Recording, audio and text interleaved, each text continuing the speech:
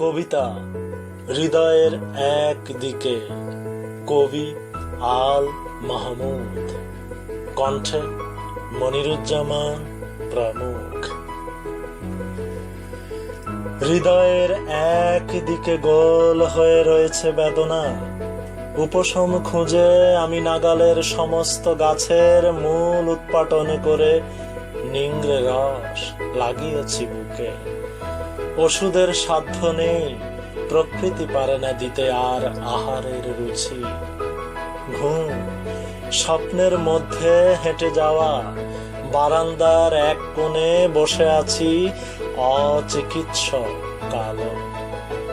স্পর্শ দাও হে বাতাস, দক্ষিণের উলঙ্গ বাতাস, দাও হাত এইখানে হৃদয়ের বামে, এইখানে যেন চোখ মুদে আসে, স্বপ্নে ভাসে চুড়ির আওয়াজ।